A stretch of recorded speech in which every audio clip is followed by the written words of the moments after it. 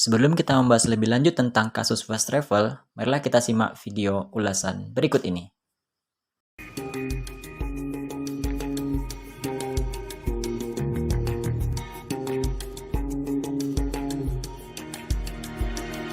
Kasus first travel masih terus menarik perhatian masyarakat karena masih ada 35.000 jemaah umroh yang belum diberangkatkan ke Tanah Suci. Yang mengejutkan saat polisi menelusuri aset pemilik first travel, total saldo yang ada di rekening first travel hanya berisi 1,3 juta rupiah. Padahal, jika ada 35.000 jemaah yang belum diberangkatkan dan masing-masing orang membayar 14,3 juta rupiah, diperkirakan uang yang terkumpul mencapai 550 miliar rupiah. Polisi juga melaporkan bahwa agen umroh tersebut masih memiliki hutang 24 miliar rupiah pada hotel-hotel di Mekah dan Madinah. Dari penemuan tersebut diduga kuat telah terjadi penipuan. Sebelum kasusnya mencuat, jemaah yang telah membayar biaya tak memiliki jadwal keberangkatan yang pasti. Dari kenyataan itu muncul dugaan adanya penerapan money game dengan skema Ponzi. Saya tidak terlalu atensi sebetulnya sama skema apapun yang mereka pakai. Prinsipnya saya adalah bahwa ada penipuan yang dilakukan terhadap nasabah di sini, terhadap calon jemaah ya maksud saya, bahwa dia dijanjikan berangkat setelah membayar sekian rupiah, kemudian dia tidak bisa berangkat. Faktanya dana yang dipakai, dana yang diserahkan kepadanya ternyata tidak bisa dipakai untuk dibayar itu, dan ini berlangsung terus menerus cukup lama dan melibatkan korban sangat besar jumlahnya gitu. Skema Ponzi merupakan modus investasi palsu yang membayarkan keuntungan investor dari uang mereka sendiri atau uang yang dibayarkan investor berikutnya. Cara ini lumrah diterapkan oleh dunia usaha, namun masalahnya first travel tak memiliki izin usaha investasi. Jika first travel menggunakan dana yang terkumpul untuk investasi dan menutup kekurangan, jemaah paling akhir membayar adalah yang paling dirugikan. Skema Ponzi atau sering dikenal dengan skema piramida diciptakan oleh Charles Ponzi. Melalui video yang telah ditayangkan sebelumnya, ada beberapa poin penting yang dapat diambil dalam kasus first travel yang terkait dengan etika bisnis. Yang pertama adalah terjadinya fraud moral hazard, yang mana ini disebabkan karena dua kondisi. Yang pertama yaitu kondisi undesirable outcome atau impact production, di mana seorang bisa memenuhi kepentingan pribadinya atas biaya pihak lain. Melalui penjelasan video tersebut, kita ketahui bahwa adanya hal-hal yang dilakukan oleh para pemilik perusahaan atau dalam hal ini prinsipal yang menimbulkan kerugian atau biaya atas pihak lain, dalam hal ini nasabah, di mana keuangan perusahaan berasal dari dana-dana yang dikumpulkan oleh para nasabah. Yang kedua, adanya moral disability. Yang kedua, adanya moral disability, di mana ini terjadi karena kecenderungan perilaku-perilaku yang tidak bermoral. Nah, melalui video tersebut kita mengerti bahwa ada beberapa perilaku yang tidak bermoral yang terjadi di dalam perusahaan.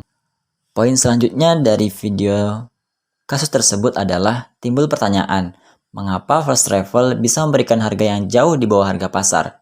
Nah, sejumlah pihak pun mengarai bahwa itu bisa dilakukan ketika first travel menjalankan bisnisnya menggunakan model skema Ponzi. Nah, secara sederhana, skema Ponzi ini adalah kemampuan untuk mengatur arus kas tanpa didukung dengan underlying aset dan manajemen risiko yang baik. Jadi, selama masih ada dana baru atau fresh money yang masuk ke perusahaan, maka piramida skema Ponzi ini akan terus tetap tegak berdiri dan pemilik dana menikmati keuntungan. Berkaca dari kasus first travel ini, maka ada hal-hal yang harus selalu diperhatikan. Yang pertama, masyarakat tentunya harus lebih selektif, kritis, dan curiga ketika ada berbagai penawaran, baik itu investasi, perjalanan umroh, maupun hal lain yang berbeda dari rate yang ditawarkan oleh pasar. Nah, dalam kondisi seperti ini, masyarakat harus lebih aktif melakukan dan melihat perusahaan yang menawarkan produk tersebut.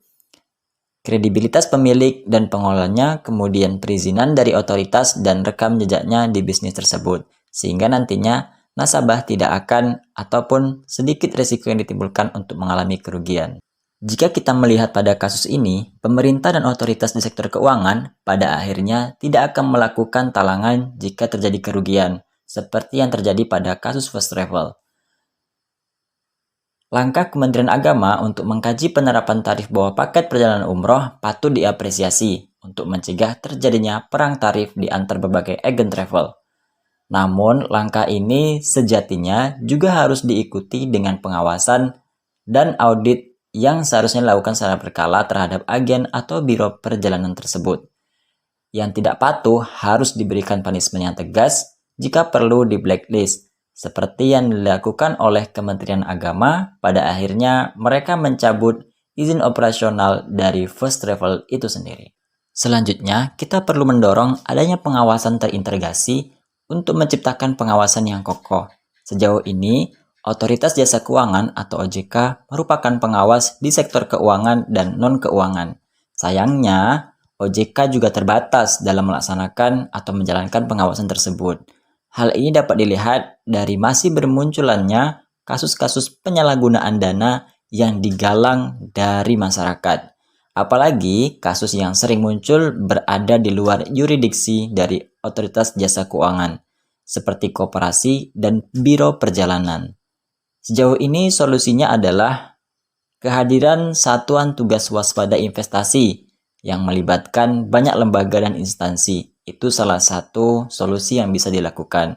Nah, meski begitu, Satgas ini hanya berada pada level koordinasi, belum menyentuh pengawasan yang terintegrasi. Itulah sebabnya, pengawasan yang terintegrasi ini perlu dipertimbangkan ke depannya, sehingga proses mitigasi dapat dilakukan dengan lebih baik sebelum kasus tersebut meledak. Nah, bagi kita selaku akademisi, kita perlu mendorong edukasi dan sosialisasi secara konsisten dan berkelanjutan, khususnya terkait dengan risk and return, skema Ponzi, dan investasi-investasi legal maupun investasi yang ilegal, serta beresiko. Nah, sosialisasi dan edukasi ini diharapkan dapat memperbaiki literasi masyarakat, sehingga diharapkan masyarakat tidak mudah tergiur pada tawaran-tawaran di luar yang diberikan oleh pasar.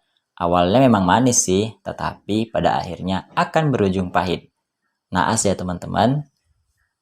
Nah, demikian presentasi materi dan studi kasus yang bisa kami sampaikan. Terima kasih atas segala perhatian dan mohon maaf atas segala kekurangan. Sampai jumpa di pertemuan selanjutnya.